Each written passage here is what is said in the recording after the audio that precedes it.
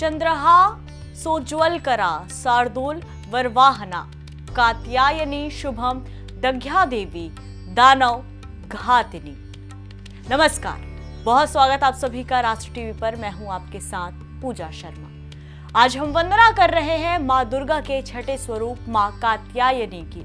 स्वर्ण जैसी आभा वाली मां कात्यायनी को युद्ध की देवी भी कहा जाता है, लेकिन क्या आप सभी जानते हैं कि इनका नाम कात्यायनी क्यों पड़ा? पौराणिक कथाओं की अगर हम माने तो उसके मुताबिक महर्षि कात्यायन ने कठोर तपस्या कर देवी को अपनी पुत्री के रूप में प्राप्त करने का वरदान मांगा था।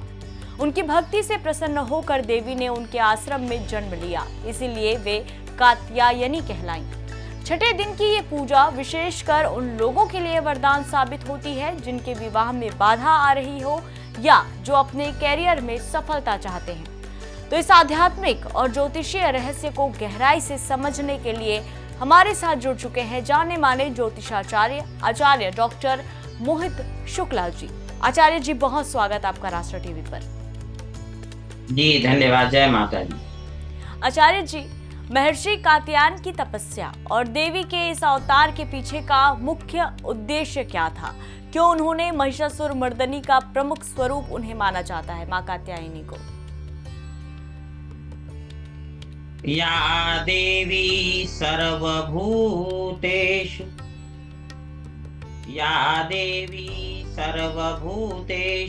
मां कात्यायनी रूपेण संस्थिता। नमस्तस्यै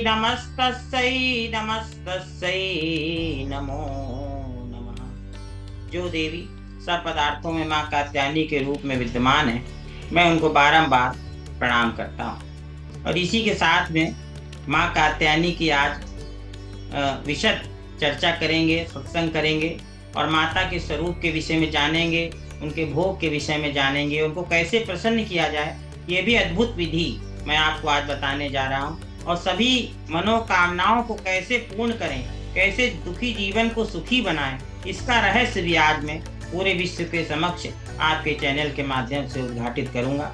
तो मां कात्यायनी जो हैं, वो कात्यायन जो ऋषि के नाम पर उनका नाम इसलिए पड़ा क्योंकि जो कात्यायन ऋषि हैं, उन्होंने लोक कल्याण के लिए जो है माता की विशेष आराधना की।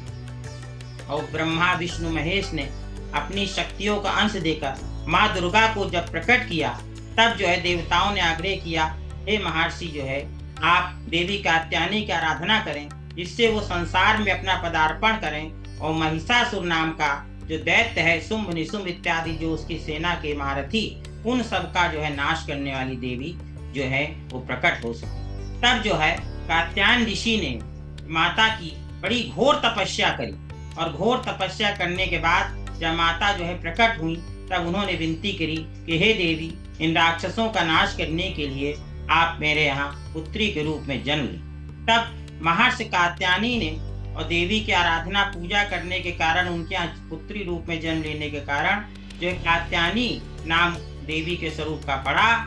और आश्विन मास की कृष्ण पक्ष की चतुर्दशी तिथि को माता ने जन्म लेकर सप्तमी, अष्टमी और नवमी तक ऋषि की पूजा स्वीकार करी। और फिर मां कात्यायनी ने दसवीं तिथि को महिषासुर का वध कर दिया। तो इस प्रकार से देखिए, नवरात्रि के छठे दिन मां कात्यायनी की पूजा साहस, शक्ति और शत्रुओं पर विजय प्राप्त कराने वाली है।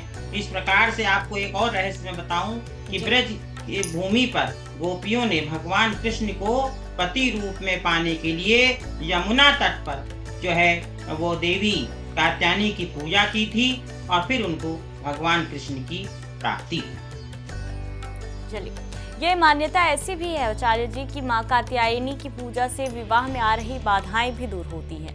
अगर ज्योतिषीय दृष्टिकोण की बात करें तो इसका बृहस्पति ग्रह और मांगलिक दोष से क्या संबंध है? देखिए, जो मां कात्यायनी का रंग सुनहरा और चमकीला है, वो सिंह पर जो है वो सवार रहती। और मैं आपको बताऊं कि जो मां कात्यायनी की जो पूजा है, जैसा कि गोपियों ने जब भगवान को कृष्ण को प्राप्त करने के लिए मां कात्यायनी की पूजा करी, इसी प्रकार से जिन कन्याओं का मांगलिक योग होता है, बृहस्पति जिनका कमजोर होता है, उनको देवी की आराधना करने से जो है बृहस्पति ग्रह तो मजबूत होते ही है और साथ में मांगलिक दोष जो है वो समाप्त हो जाता है। मांगलिक दोष का प्रभाव 24 वर्ष तक कन्या पर अधिक होता है और 28 वर्ष तक पुरुष पे होता है। अब मांगलिक दोष के कारण जीवन में बड़े तनाव कष्ट उत्पन्न होते हैं, वैवाहिक जीवन में विवाह में विलंब होता, तो इन सब जो है कष्टों का निवारण माँ कात्यायनी की पूजा से जो है संभव है। और माँ कात्यायनी की जो पूजा है वो हर उस व्यक्ति को अवश्य करनी चाहिए जो अपना कल्याण चाहता है। बिल्कुल। और ऐसा भी माना जाता है आचार्य जी कि योग साधना में आज आज्ञा चक्र का बेहद महत्व होता है, तो साधक को आज किस मानसिक स्थिति में पूजा करनी चाहिए ताकि उन्हें माँ का आशीर्वाद मिल सके? देखिए, ऐसा है कि जो आज्ञा चक्र दोनों भवों के मध्य में होता है, तो इसमें क्या होता है कि यहाँ पर देवी का स्थान है और यहाँ पर देवी का वास निवास होता है। और यहाँ पर जब साधक ध्यान करता है तो आज्ञा चक्र जिसका जितना बलिष्ठ होता है, कई बार आपने देखा होगा कि व्यक्ति को भावी घटनाओं के बारे में कुछ लोगों को अधिक जानकारी होती और सामान्यतः सभी को कभी कभी मन में भाव आता है कि भाई आज तुम बाहर ना निकलो। माता अपने बच्चे से कहती, बच्चा नहीं मानता, दुर्घटना हो जाती। तो ये भविष्य का जो कथन कराने वाला ये चक्र आज्ञा चक्र है और इसी चक्र को जो है जागृत कर देती माँ कात्यायनी। तो इनकी पूजा जब साधक यहाँ पर आज्ञा चक्र पे करता है तो उसको साहस, बल और शक्ति की प्राप्ति होती है और देवी की महान कृपा से उसका कल्याण होता है। क्योंकि जो कात्यायनी देवी है वो साहस, शक्ति, निर्भीकता का प्रतीक है और सिंह पर सवार है, 4 भुजाएं हैं देवी की। और क्योंकि मैंने जैसा बताया तो कात्यायन जो ऋषि की पुत्री के रूप में जानी गई, इसीलिए कात्यायनी उनका नाम पड़ा। और पौराणिक कथाओं के अनुसार महिषासुर और शुंभ निशुंभ राक्षसों का उन्होंने वध किया।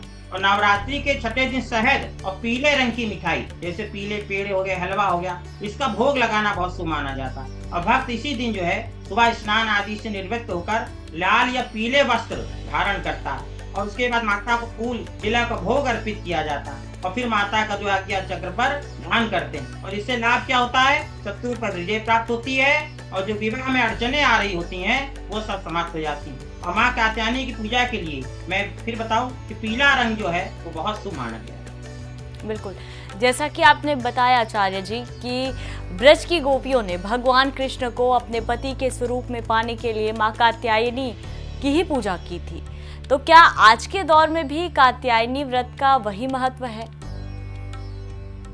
देखिए, बिल्कुल। और मैं इसका मंत्र भी बता दूं, मंत्र में भी स्पष्ट हो जाएगा कि जो माता को प्रसन्न करना चाहे और मन चाहा वर प्राप्त करना चाहता है तो उसके लिए एक मंत्र मैं बताऊं, उस मंत्र से पूजा करनी चाहिए। कात्यायनी महामाय महायोगिन्याधीश्वरी और नंद गोप सुतम देवी पति में कुरुते नमः। एक बार और बता दूं, कात्यायनी महामाय महायोगिन्यधीश्वरी नंद गोप सुतम देवी पति में कुरुते नमः। इस मंत्र से कन्या को पूजा करना चाहिए। इसका जप अवश्य करिए, पाठ करिए, इस मंत्र से देवी की स्तुति करिए। निश्चित जैसा वर आप चाहते हैं, जिसको आप वर रूप में चाहेंगे वो अवश्य देवी आपको प्रदान कर देंगे। और जैसा मैंने स्तुति का मंत्र पहले ही प्रारंभ में बताया कि या देवी सर्वभूतेषु कात्यायनी रूपेण संस्थिता नमस्तस्यै नमस्तस्यै नमस्तस्यै नमो। अब मैं बीज मंत्र बताऊंगा। बीज मंत्र क्यों बताऊं, इसका कारण बता दें कि ऊर्जा और शक्ति का ये प्रतीक है और ज्ञान, सुरक्षा और मानसिक शांति प्रदान करने वाला। और बीज मंत्र है क्या? ओम क्लीं श्रीं त्री नेत्राय नमः। देखिए फिर से, ओम क्लीं श्रीं त्री नेत्राय नमः। इस मंत्र को 108 बार जप करना चाहिए। चाहे आप लाल चंदन की माला पे कर लें, चाहे हल्दी की माला पे कर लें और चाहे तो रुद्राक्ष की माला पे भी कर सकते हैं। और एक और मंत्र है जो देवी कात्यायनी को समर्पित, तो एक सामान्य शक्तिशाली मंत्र है, बहुत सरल है, जो ये थोड़ा सा भी कठिन नहीं बोल सकते हैं, उनके लिए मैं बता रहा हूँ। ओम देवी कात्यायन्यै नमः। ओम देवी कात्यायन्यै नमः। इस मंत्र का आप मनसा जप भी कर सकते हैं। किसी संख्या की आवश्यकता नहीं, जितना आपका मन में भाव आए करते रहें। जो लोग रोगी हैं, स्वस्थ हैं और जो गर्भवती महिलाएं जो नहीं ज्यादा देर पूजा में बैठ सकती, उनको सावधानी हो रही, वो अपने मन में इस मंत्र का जप करती रहे। चलिए, और जैसा कि आपने बताया कि माँ कात्यायनी को शहद बहुत प्रिय है और शहद का भोग लगाना विशेष भी बताया गया है, लेकिन इसके पीछे का कारण क्या है और भक्तों के लिए कौन सा दिन आज के लिए शुभ होने वाला है, कौन सा रंग आज का शुभ होने वाला है, क्योंकि आपने रंग के बारे में बताया ही है, लाल पीला। और इसके अलावा ऐसा कौन सा रंग है जिसे पहनना चाहिए और अगर नहीं पहन सक रहे हैं तो उस रंग को अगर अपने आसपास किसी वस्तु, किसी कपड़े के रूप में रख रहे हैं तो भी वो लाभकारी हो सकता है। ये देखिए पूजा जी, आपका भाव बड़ा अच्छा है। आपका भाव है कि लोक कल्याण के लिए जो जो आवश्यक है, जो जानकारी रह गई या जो मैंने दी उसको और स्पष्ट कर दूं। तो कात्यायनी देवी को शहद, जैसा मैंने बताया, बहुत प्रिय है और उन्हें शहद से बनी खीर और या शहद युक्त पान का भोग लगाया जाता है। उनके प्रिय मिष्ठानों में गुड़ से बनी मिठाइयाँ, मीठा पान, पीले रंग के मिष्ठान जैसे बेसन के लड्डू शामिल हैं। और एक चीज बताऊं कि फलों में उन्हें जायफल बहुत पसंद है और जो शहद और शहद से बनी अन्य चीजें हो गई, जैसे शहद और शहद से बनी खीर हो गई, शहद युक्त हलवा हो गया, हलवा बनाइए उसमें शहद डाल दीजिए, शहद युक्त हलवा हो गया। और गुड़ को भी माँ कात्यायनी को अर्पित किया जा सकता है। जैसे मान लीजिए किसी को शहद नहीं मिल पा रहा है तो वो गुड़ से कार्य चला सकता है। और अन्य मिष्ठान जैसे पीले रंग की मिठाई है और बेसन के लड्डू हो, केसरिया भात हो गया, मीठा पान हो गया, ये सब देवी को विशेष प्रिय है। और फलों में जैसे मैंने बताया कि जायफल जो है वो माँ कात्यायनी को अत्यंत प्रिय है। और रंगों में माँ कात्यायनी को पीला रंग बहुत प्रिय है। और फूल जो होते हैं वो लाल रंग के फूल, जैसे गुड़हल का फूल है, गुलाब हो गया, और अर्पित किए जा सकते हैं। और कमल जो है ये नवरात्रि के लिए विशेष होता है। ये मैं बताऊं, 9 देवियों को सबको कमल का फूल आप चढ़ा सकते हैं, अत्यंत प्रिय है। बिल्कुल आचार्य जी, देखिए हर चीज के पीछे एक रहस्य, एक कहानी जरूर होती है। कदली फल मेवा हमने हमेशा सुना है, लेकिन माँ को शहद ही पसंद क्यों आया? क्या इसके पीछे भी कोई कहानी है शहद से जुड़ी हुई? देखिए बिल्कुल, देखिए वेद में मंत्र भी आया शहद को, कहा गया है कि वाणी कैसी हो, तो कहा मधु सदृशा। मधु माने होता है चीनी जो होती है, ये आपने देखा होगा ज्यादा चीनी डॉक्टर मना करते हैं, क्योंकि चीनी ज्यादा खा लीजिए डायबिटीज हो जाती है। मगर जो है शहद जो है औषधि, जितने भी औषधियां हैं आयुर्वेद में अधिकांश उसमें शहद के साथ दी जाती है। ये औषधि गुण, मीठा भी है मगर औषधि। कहते हैं ऐसी मीठी वाणी मत बोलो कि मन में तुम्हारा मन जो है वो काला हो और मीठी मीठी बोल के किसी को मूर्ख बना रहे हो, तो उसको बड़ा अशुभ माना गया कि वाणी मीठी हो मगर असत्य हो। ऐसी नहीं होनी चाहिए। कैसी हो? मीठी हो और सत्य हो, जैसे शहद की तरह। कहते हैं मधु संदृशा, मधु कहा गया है संस्कृत में, शहद को मधु कहते हैं। मधु शहद की तरह मीठी वाली, लोक कल्याणकारी। ऐसे मीठा बोलो कि मीठा बोल के किसी का कल्याण हो। ये नहीं कि मीठा मीठा बोल के आप धोखे से किसी को बुलाएं और फिर उसका नाश कर दें, या उसका ऊपर से मीठे हो और अंदर अंदर उसकी जड़ काट दें। तो इसीलिए शहद जो है देवी को इसलिए प्रिय है क्योंकि देवी शत्रुओं का नाश करने वाली है। देवी कहती हैं कि यदि तुम ऐसी मिठास लाओगे मन काला होगा तो वो तुम्हारी मिठास स्वीकार नहीं होगी। ऐसी मिठास लाओ शहद की तरह हो कि जो मन भी जिसका शुद्ध हो। अर्थात शहद का औषधीय गुण भी है और मीठा भी है। कहते हैं शहद बहुत मीठा, बहुत जो है स्वास्थ्य के लिए अच्छा होता है। ऐसी मिठास हमें लानी चाहिए और ऐसी श्रद्धा भक्ति से देवी की आराधना करें, शुद्ध हृदय से करें। मन बिल्कुल स्वच्छ निर्मल होना चाहिए। सच्चे भाव से देवी के पास जाएं। भले आपके पास पकवान ना हो, भोग ना हो, मगर मन शुद्ध हो, निर्मल हो, शहद की समान जो है आपका मन हो। इसलिए देवी को शहद अत्यंत प्रिय है और शहद के भोग अत्यंत प्रिय होते हैं। और जब गृह प्रवेश होता है तो वहां भी द्वार पर जो है आचार्य जो होते हैं शहद रखवाते हैं, क्योंकि घर में जो मिठास हो, जो प्रेम हो, शहद की तरह होना चाहिए। ये उसका संते का इसका मंत्र भी है देवी का एक कि चंद्रहासो उज्ज्वल करा, कि चंद्रमा के समान जो उज्ज्वल, ऐसा चंद्रमा के समान मनसो जाता चंद्रमा, मन की तरह कैसा हो, चंद्रमा की तरह उज्ज्वल स्वच्छ होना चाहिए। शार्दूल वरवाहना कात्यायनी शुभम दद्याद देवी दानव घातिनी। ऐसा दानव समूह का घात करने वाली, नाश करने वाली, और जो देवी हैं वो भक्तों का शुभ करने वाली, कल्याण करने वाली। क्योंकि वो असुरों का नाश ही इसीलिए करती हैं कि भक्त और जो पुत्र पुत्रियां हो, आप भी पूजा जी उनकी पुत्री हैं, मैं पुत्र हूँ, और जितने दर्शक हमारे देख रहे हैं सब उनके पुत्र पुत्रियां। पूरे संसार में जितने मनुष्य हैं सब देवी की संतान है, ऐसा देवी कहती। और सब कल्याण करने के लिए ही वो उन्होंने दुष्टों का नाश करती हैं। और आज भी जो है समय समय पर देवी अपनी शक्तियां जो है प्रदान करती हैं भक्तों को, जिससे दुष्टों का नाश होता है। बिल्कुल पंडित जी, वाकई आपने बहुत ही अच्छे तरीके से दर्शकों को बताया, वो मंत्र भी आपने दर्शकों तक पहुंचाया कि जिसके जरिए आप माँ कात्यायनी को प्रसन्न कर सकते हैं। नवरात्रि में पूजा विधि का भी विशेष महत्व होता है। हर देवी के पूजा की विधि अलग होती है। राशियों के हिसाब से अगर हम बात करें, क्योंकि समय का अभाव है, लेकिन थोड़े कम शब्दों में ही सही, राशियों के हिसाब से किस तरह से किस जातक को पूजा करनी चाहिए माँ कात्यायनी की, अगर आप बता पाए। देखिए, मेष राशि के जो लोग हैं उनको देवी को जो है वो लाल वस्तु का, जैसे लाल वस्तु का भोग लाना चाहिए। जैसे लाल पुष्प हो, मैंने बताया गुलाब का हो गया, गुड़हल का हो गया। और जो वृष राशि के लोग हैं उनको सफेद वस्तु भोग में लगानी चाहिए। कि जैसे चावल जब आप चढ़ाते हैं और रोली के साथ में, तो श्वेत रंग के चावल चढ़ा दीजिए। वृष राशि वालों के लिए विशेष लाभकारी। मिथुन राशि वाले जो, उनको जैसा मैंने बताया था कि पान के पत्ते पे शहद रख के चढ़ाने से विशेष लाभ होता है। कर्क राशि वाले जो हैं उनको भी जो है श्वेत रंग के पेड़ा है, मिठाई है, वो शहद डाल के उसमें चढ़ाना चाहिए। और जो सिंह राशि वाले, सिंह राशि वालों को जो है पिंक कलर के, गुलाबी रंग के गुलाब चढ़ाना चाहिए और वो विशेष लाभकारी होता है। और कन्या राशि वालों को भी जैसा मैंने बताया कि पान, शहद युक्त पान चढ़ाना चाहिए। तुला राशि वालों को भी जो श्वेत वस्त्र है वो देवी को समर्पित करना चाहिए। और उसके साथ में आप जो है शहद युक्त श्वेत मिष्ठान, जैसे खीर हो गई चावल की, उसमें शहद डालकर चढ़ाइए। वृश्चिक राशि वालों को भी क्या चढ़ाना चाहिए? लाल रंग का पुष्प चढ़ाइए, लाल चुंदरी चढ़ाइए देवी को, बहुत शुभ फल। और धनु राशि वालों को पीले पुष्प चढ़ाने चाहिए और पीली मिष्ठान चढ़ाना चाहिए, केसरिया युक्त शहद डाल के मिष्ठान चढ़ाइए। और मकर राशि वालों को देवी को नारियल चढ़ाना चाहिए। कुंभ राशि वालों को भी जो है देवी को एक कमल का पुष्प जरूर अर्पित करना चाहिए। मीन राशि वालों को, जो चूंकि उनके भी स्वामी बृहस्पति है मीन राशि के, इसलिए उनको भी पीला वस्त्र हो गया, पीला मिष्ठान हो गया और केले का जो फल है वो अवश्य चढ़ा दीजिए। इस प्रकार से जो है 12 राशियों को अपने राशि के अनुसार अगर आप चढ़ाएंगे तो राशि से ज्योतिषी जो अरिष्ट योग हैं, जो दोष हैं, जो राशियों पर दुष्प्रभाव हैं, वो सारे समाप्त हो जाते हैं।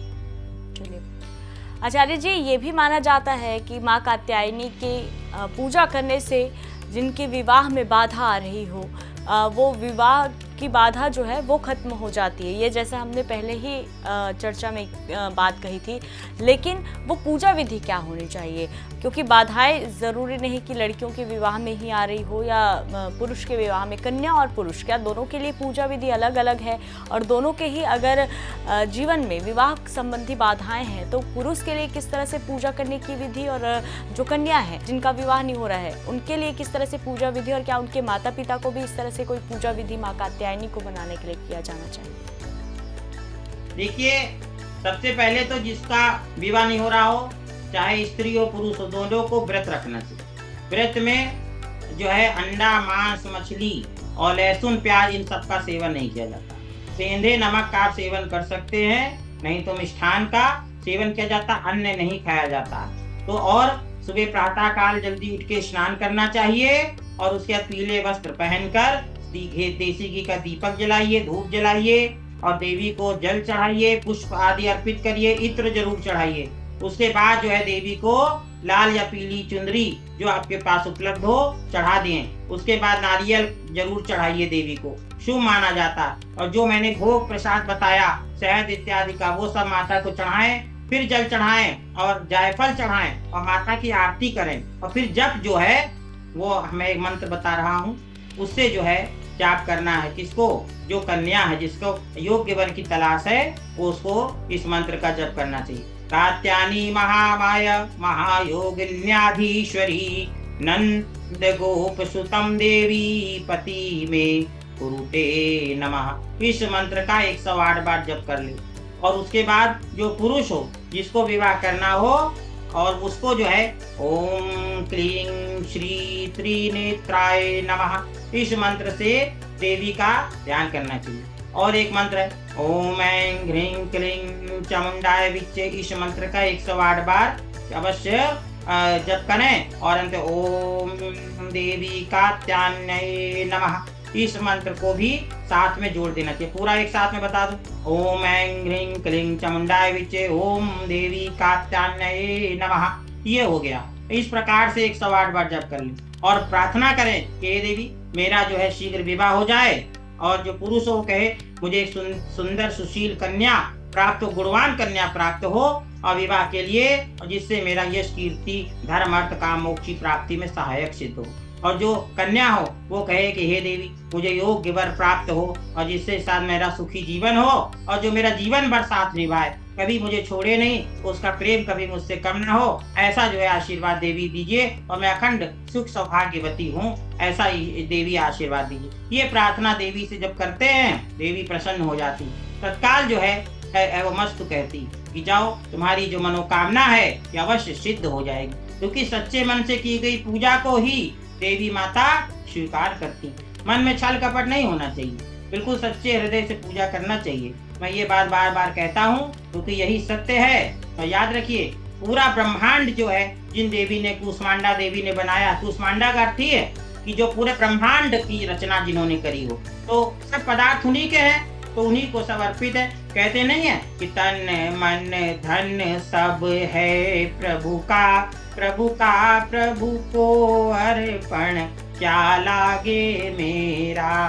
तो जो कुछ है ही नहीं अपना, सब प्रभु का ही है, तो सब प्रभु को जो अर्पित कर रहे हैं। मेरा क्या है? स्व है, अहंकार है जो मुझे बताता ये मेरा है ये तेरा, यही अहंकार ही तो प्रभु को अर्पित करना है। इसी को श्रद्धा भक्ति कहते हैं। ये जब आप अर्पित कर देंगे तो जो कुछ है बस यही साथ इसे चढ़ाने आया हूँ, ये श्री चरणों में अर्पित है माँ, चाहो तो स्वीकार करो और ये तो वस्तु आपकी है माता, ठुकरा दो या प्यार करो, अपने को ही देवी को अर्पित कर दीजिए। ये देखिए सबसे अच्छी पूजा है, यही पूजा देवी स्वीकार करती।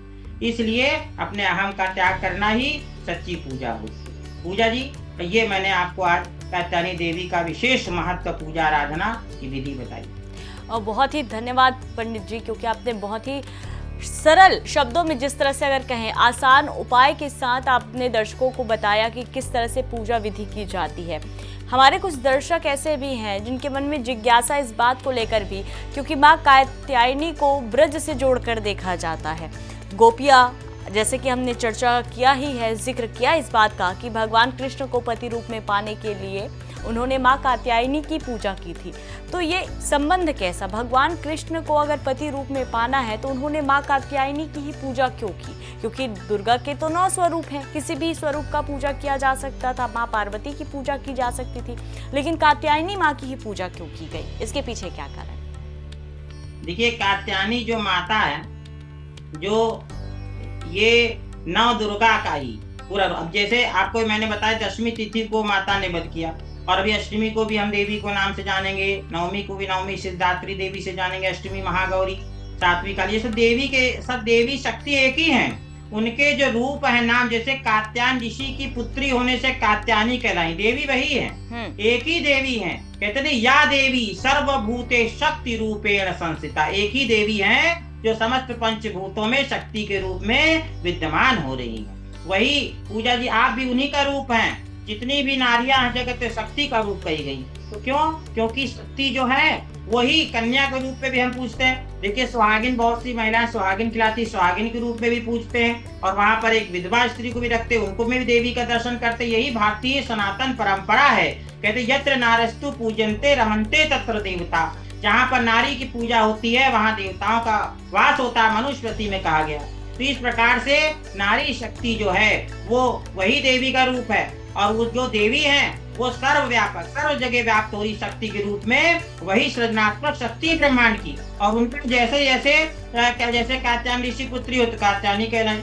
और एक ही व्यक्ति होता है, जैसे मेरा नाम मोहित भी है, वो कोई मुझे आचार्य जी कहता है, मेरा पुत्र मुझे पिताजी कहता है, मेरी बहन मुझे भाई कहती है, पत्नी पति देव कहती। तो ऐसे एक ही व्यक्ति के कई नाम होते हैं। वैसे एक ही शक्ति है, कोई उसको माता बुलाता है, कोई दुर्गा बुलाता है, कोई कात्यायनी, कोई कूष्मांडा और कोई उसको जो है भी कालरात्रि बुलाएंगे।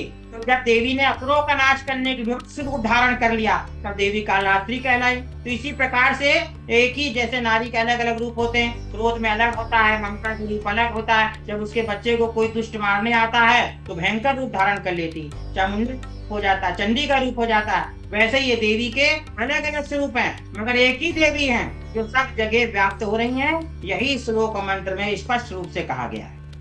चलिए, बहुत धन्यवाद आचार्य जी, आपने इस चर्चा में शामिल होकर जो जानकारी हमारे दर्शकों से साझा की उसके लिए आपका बहुत धन्यवाद। माँ कात्यायनी जिन्हें की पूजा करने से पति रूप में जो गोपियां हैं उन्होंने भगवान कृष्ण को मांगा और उनकी पूजा की। तो ऐसा माना जाता है कि माँ कात्यायनी की पूजा करने से बहुत प्रबल योग होते हैं, जिनकी विवाह में बाधाएं आ रही हैं या फिर जो शारीरिक रूप से अपने आप को स्वस्थ महसूस नहीं कर पा रहे हैं। तो ऐसे में माँ कात्यायनी की पूजा कीजिए और बिल्कुल सच्चे मन से पूजा कीजिए। और हम बार बार कहते हैं भगवान भाव के भूखे हैं।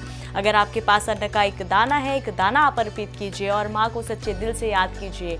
और ये नवरात्रि 9 दिनों का जिस पे माँ अपने तमाम ऊर्जा के साथ यहाँ पर आती हैं अपने बच्चों की सुरक्षा के लिए, दुष्टों का नाश करने के लिए। तो ये 9 दिन आप रिझाइए माँ को, जो भी आपसे हो पड़ता है उस मंशा के साथ आप भगवान की पूजा कीजिए। तो आज के माँ के स्वरूप की कहानी इतनी ही। कल माँ के एक और स्वरूप को लेकर आपके सामने हाजिर होंगे। तब तक के लिए बने रहिए राष्ट्र टीवी के साथ। मुझे दीजिए इजाजत। नमस्कार।